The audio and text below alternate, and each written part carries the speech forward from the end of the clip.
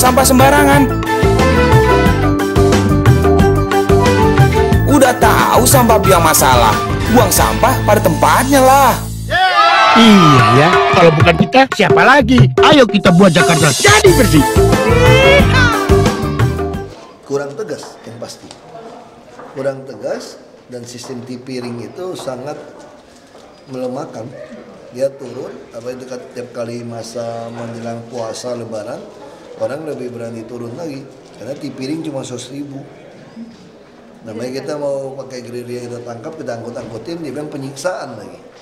Padahal IRT akan kita bikin bagus juga nanti kan sama Monas. Padahal penjual IPK itu dari IRT yang kurang ajar kan. Nah kita udah bagusin IRT nih. Nah, saya masih wajibkan. Ini memang masih keras mainnya udah. Contoh, misalnya kita bangunkan toko. PKL kita dorong masuk. Kenapa bisa keluar lagi? Karena dia tahu hukumnya ringan kan.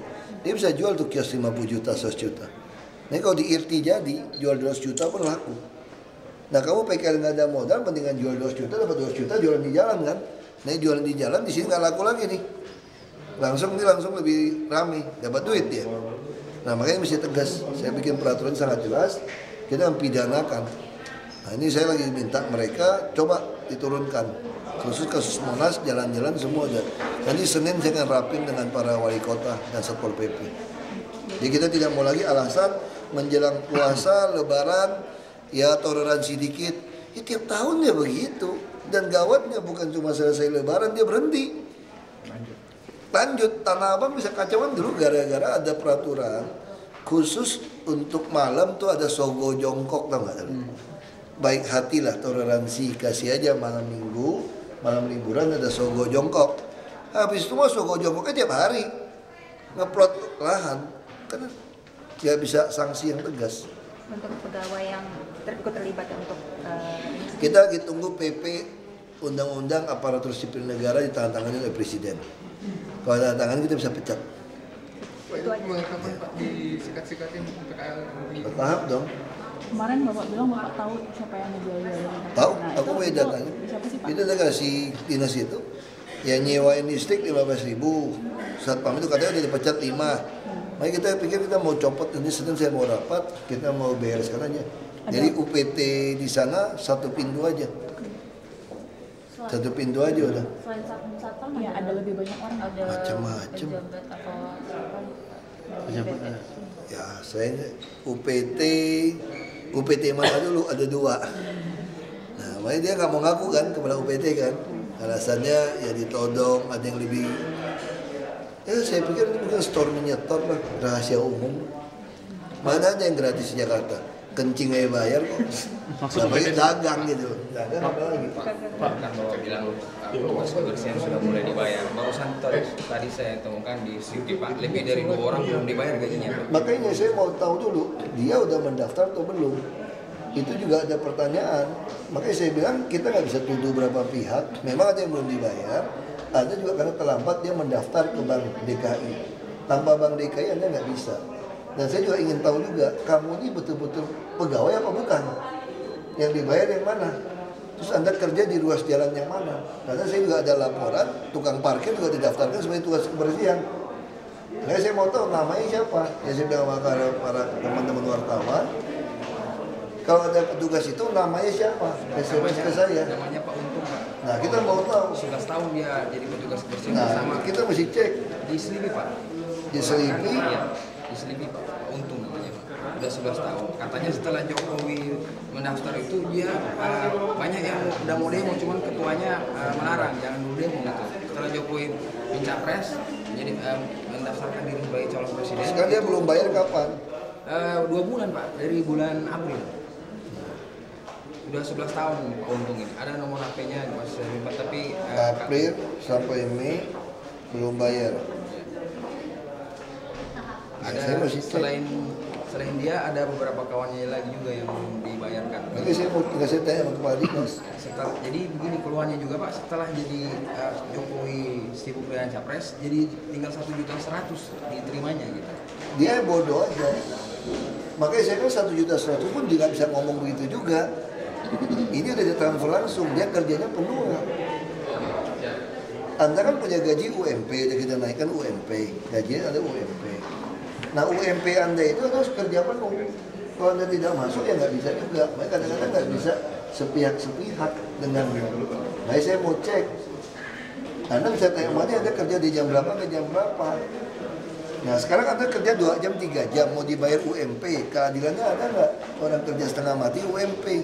Nah ini mesti dituntut. Makanya saya bilang kalau Anda mau terima UMP, ruang kerja Anda harus diperluas, dibagi.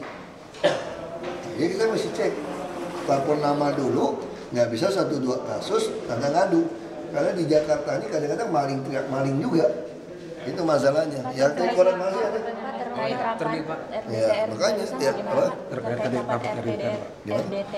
Saya kira ya sampai sejauh ini saya senang ya. Kenapa? Karena semua yang saya minta terakomodasi dengan baik gitu loh. Nah saya udah bilang misalnya contoh, saya tidak mau lagi namanya trotoar taman itu tidak boleh ada PKL. Boleh diatur. Terus saya tidak mau lagi misalnya saya katakan bahwa bangunan ini KLB nggak diketahui orang. Itu dealnya kasus per kasus. Saya boleh naikin nggak sih? Ini berapa? Nggak. Ini jelas. KLB ya KLB sekian, nggak ada tawar-menawar. Nah terus yang dilewati dari kereta massal boleh naikin nggak bonusnya? Boleh. Nah jadi saya pikir mereka mengakomodir yang saya mau. Terus contoh misalnya rumah-rumah rakyat boleh nggak dibangun di semua tempat? Boleh, rumah susun. Semua tanah. Terus jalur hijau biru boleh nggak diganti peruntukan? Nggak boleh. Nggak ada toleransi. Pasar? Nggak ada tawar-menawar. Terus semua pasar di atas boleh bangun rusunawa. Dulu kan nggak diatur seperti itu, ini boleh. Nah jadi model-model ini yang saya pikir paling penting kan udah transparan. Terus pembahasan di dalam rapim BKPRD juga semua terbuka. Itu mulai diterapkannya kapan Pak? Senin mulai berlaku, tinggal pergubnya. Saya minta Senin udah berlaku ini. Jadi kalau masih ada pelanggaran terhadap perda itu bagaimana Pak? Kalau masih ditemukan? Sanksi, kami pun ada sanksinya, itu yang keren kan. Jadi sanksinya juga pejabat juga bisa kena sanksi. Nah jadi untuk mengunci supaya semua orang tidak berani macam-macam gitu. Pak, maksud Bapak di Monas UPT-nya satu pintu digabungin atau apa Pak? Saya mau gabung. Jadi UPT Monas saja yang pegang. Monas betul-betul Monas yang namanya Monas Emas itu loh. Kan lucu kan sekarang kepala UPT Monas. Dia mau lihat CCTV aja nggak ada, dipegang wali kota. Dia mau ngurus taman aja, ngurus pagar nggak bisa. Itu bukan urusan dia, urusan taman. Dia mesti satu pintu. Saya udah panggil dia. Dan kita lagi mau atur sistem gimana pergubnya mesti dirubah lagi semua. Jadi saya betul-betul satu komplek Monas itu satu bos. Kasih aja TKD yang spesial seperti apa gitu. Dia masih tegas. Dibantu garnison, dibantu polisi. Ya kita tegas aja. Nah kita uji coba aja. Tergantung cepat ini pergubnya sampai kapan nih. Biasanya pergub itu bisa seminggu pun nggak sampai nih. Mesti naik lagi. Pergubnya Bapak yang keluar? Besok saya mau rapat soal Monas. Saya mau tegasin gimana cara ngatasi Monas. Karena ini kan baru 6 bulan terakhir kan mulai ramainya kan. Pergubnya Bapak yang keluar? Terlalu lunak. Iya. Terlalu lunak kita. Termasuk yang RDTR juga nanti pergubnya Bapak yang Ya. Pak, tanah PSG yang waktu itu terus ada pembangunan di situ kan punya Pemda DKI. Nah, yang di Meruya Utara Pak, tanah Aku PSG. nggak tahu. Nanti dicek aja. Kamu juga koran jangan ngincir-ngincir ini untuk nekan SKPD loh. Hati-hati juga loh. Karena kamu ada tendensi ke situ. Saya baca seperti itu. Pak, soal lahan parkir yang di Tanah Abang Pak, itu bukannya itu kan sudah keluar surat pergub bahwa tanah di depan stasiun Tanah Abang itu mau digusur semua Pak, itu kapan sih Pak? Pembebasan. Makanya saya bilang, saya lagi mau usaha kerja sama polisi yang parkir-parkir itu mesti tilang biru semua. Saya parkir liar kan gampang sebetulnya. Asal Polantas kita udah sepakat, yang parkir liar nggak usah banyak ngomong gitu loh. Datangin ditilang biru aja.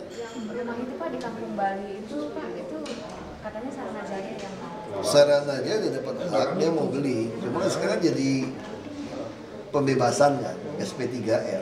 Kalau dia nggak sanggup, dia nggak bisa apa-apa. Itu urusan mereka bisnis to bisnis. Pak, tadi dalam rapat kan Bapak membahas bisnis ke bisnis. Gubernur kalau nggak SP3 kan bisnis ke bisnis. Pak, Jadi nggak akan tadi dalam jadi target akan segera diselesaikan dari Itu bisnis ke bisnis saja. Tadi dalam rapat Bapak bilang katanya masyarakat ke depan dapat mengurus sertifikat melalui PTSP. Sedangkan BPN sendiri kan tidak terkoordinasi dengan Pemprov. Bagaimana Pak konsepnya yang akan mau dibangun gitu? Ketika jadi masyarakat bisa langsung ke layanan Konsepnya PTSP. sederhana aja. Kalau yang tidak ada online, petugas PTSP itu seperti calo tanda kutip. Apakah bisa dikoordinasikan dengan BPN Pak? Kita urus sama dia. Urus dengan Kalau mereka. dia nggak ngurus, aku buat laporan, aku komplainsi media. Datang kepada kalian, aku bilang, ini aku ada urusan ke BPN, tanggal sekian, diputer-puter, aku laporin lengkap. Sederhana, buka front. Kapan Juni baru mau kita uji coba. Juli. Pak, jadi untuk dilakukan seperti apa Pak? Kapan Pak? Secepatnya lah, perlu minggu depan. Bapak terakhir soal parkir, teman-teman di lapangan tuh nemuin kalau kamar kelurahan di Jalan Marsa tuh dibisnisin buat yang parkir. Nah itu gimana Pak? Jalur hijau udah dibisnisin, oknum RT RW juga dibisnisin, lapak-lapak juga dari mereka. Makanya saya RT RW saya nggak mau pilih langsung lagi. Saya mau rubah pergubnya, saya bayar gaji aja deh. Pegawai kita aja udah. Pak, katanya di Rusun Cakung Timur ada penghuni yang nunggak sewa sampai 6 tahun. Udah lama banget. Dari tahun lalu, saya udah bilang semua tagihan itu nggak boleh kontan. Kalau kontan tukang nagih, udah nih tolong 5.000 udah deh, nggak usah tagih deh, dia pulang lagi. Nah itu yang terjadi. Makanya saya ingin dibantu, dikontrol oleh Dukcapil dan bank. Kenapa dikontrol oleh Dukcapil? Dukcapil mengkontrol alamat sesuai KTP di tempat rusun itu. Bank mengkontrol dia mampu bayar nggak. Karena kalau kamu auto debit 3 kali nggak bisa, nggak ada uang, kamu tuh blacklist di seluruh Indonesia, nggak bisa buka bank. Nah kalau kamu nggak taruh duit untuk tiap bulan dipotong, kamu pasti blacklist. Kalau blacklist, kamu kalau nggak ada rekening bank, nggak mungkin bisa tinggal di rusun kami. Nah ini 2 sistem yang lagi dibangun. Makanya kemarin saya udah kasih ultimatum mereka, Juni harus selesai. Untuk yang baru-baru ya. Kenapa? Karena dari tahun lalu saya minta. Itu saya merasa mereka mempermainkan gitu loh. Sama kayak tadi PD Pasar Jaya saya panggil. Saya udah minta dari tahun lalu PD Pasar Jaya, tolong Anda bereskan. Masalah apa? Masalah dengan Prina Manaya itu loh, yang punya Pak Yan Farid. Ini udah dari saya masuk dari Desember, Anda udah lapor. Katanya Pak Yan Farid sudah mau menyerahkan pada kita. Mana? Saya bilang. Kesepakatan mau menyerahkannya, katanya Juni ini. Kalau enggak, kamu bikin surat kepada dia. Ruko mana yang belum Anda jual? Saya selama 1,5 tahun di sini nggak pernah lihat ada iklan di koran, di radio, di TV. PT Prinanaya itu menawarkan menjual 700 unit ruko yang ada di toko yang ada di Tanah Abang. Ya kan, jadi masih beres. Saya nggak mau ditunda. Ini ada apa Pak Jangga? Terus saya minta semua kios itu kalau sewa harus didebet oleh Bank DKI. Kenapa sampai sekarang juga belum ada? Terus yang Ben Hill, mana bukti komitmen dia mau bangunin pasar rakyat atas izin yang diberikan gitu loh. Izin juga diberikan di Pak Fauji Bowo. Kalau tidak, tolong kamu ambil alih, cabut, kita bangun sendiri. Saya PMP aja 1 triliun.